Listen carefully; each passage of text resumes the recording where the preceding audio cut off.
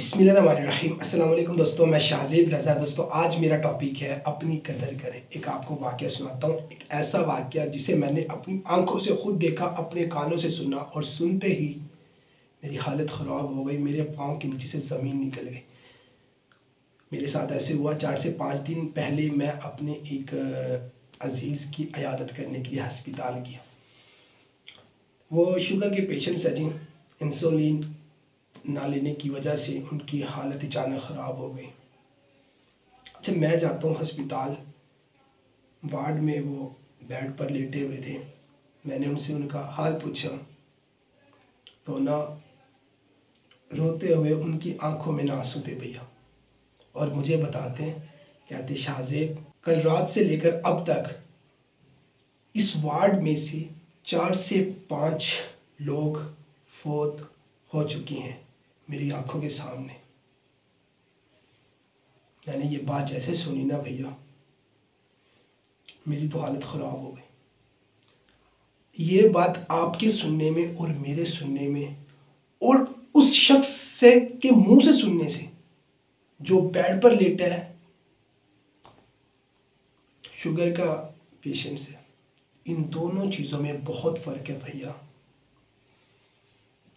आपने सुनी, मैंने सुनी, आप सेहतमंद, अल्हम्दुलिल्लाह मैं सेहतमंद, मैं ठीक ठाक उस वक्त, लेकिन एक मरीज़ ये बात कर रहा है कि शाहज़ेब कल रात से लेकर इस वार्ड में तकरीबन कोई 11 से 12 बेड थे जी, कहते हैं 4 से 5 लोग फौत हो चुके हैं। और बताओ भैया, ये चीज़ जब वो देख रहा है अपनी आंखों से, आप खुद इमेजिन करो कि उस शख्स के जहन में कितने सवाल पैदा हो रहे होंगे, वो क्या क्या सोच रहा होगा। ये सवाल भी उसके जहन में आ रहा होगा कि अगला नंबर मेरा है। भैया आप खुद बताएं, बेड पर लेटे हुए अस्पताल में, ड्रिप लग रही हो हाथ पे, तबीयत अपनी ठीक नहीं है, शुगर का पेशेंट्स है,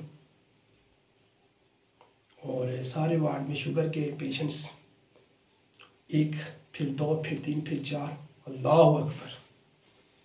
इमेजिन करो भैया, दिल फटने को होता है। तो मैंने बड़ी मुश्किल से उस वक्त खुद पे काबू पाया। हाँ, फिर मुझे एक बात समझ आई, मैंने खुद का मुहासबा किया, मैंने अपनी सेहत पर शुक्र अदा किया। मैंने कहा शाहज़ेब कितना ठीक ठाक हूँ मैं, देखो। और अगर मैं इस सेहत का शुक्र अदा नहीं करता, एक बात आपको बताऊं, सेहत का शुक्र क्या होता है कि अपनी इस सेहत से वो काम किए जाएं जिनसे अल्लाह खुश होता है, और वो काम दूसरों के साथ भलाई करने वाले काम है, हमदर्दी वाले काम है, दूसरों की मदद करने वाले काम है, दूसरों के गम दुख बांटने वाले काम है, खैर वाले काम है, दूसरों को थपकी देने वाले काम है। अगर ये सेहत मेरे इन कामों में काम नहीं आती तो फिर मैं क्या कर रहा हूँ अपने साथ, मैं क्या ज़िंदगी जी रहा हूँ। आज अल्हम्दुलिल्लाह मैं ठीक हूँ, आप ठीक हो। आप सोचो, आप बैठकर खुद मुहासबा करो कि मैं तो कितना खुशनसीब इंसान हूँ कि मैं अल्हम्दुलिल्लाह ठीक ठाक हूँ, मेरे पास सेहत जैसी नेमत है। भैया इस सेहत से आज फ़ायदा उठा लो, कल ये सेहत कैसी होगी नहीं मालूम। मैंने खुद ने एक्सपोज किया कि शाहज़ेब अगर कल इस बेड पे इसकी जगह अगर तू लेटा होगा और फिर सेहत भी ऐसी होगी, फिर वक्त नहीं होगा शाहज़ेब कोई नेक काम करने का, खैर वाले काम करने का, अपने माशरे को कुछ देने का, दीन के लिए कुछ करने का।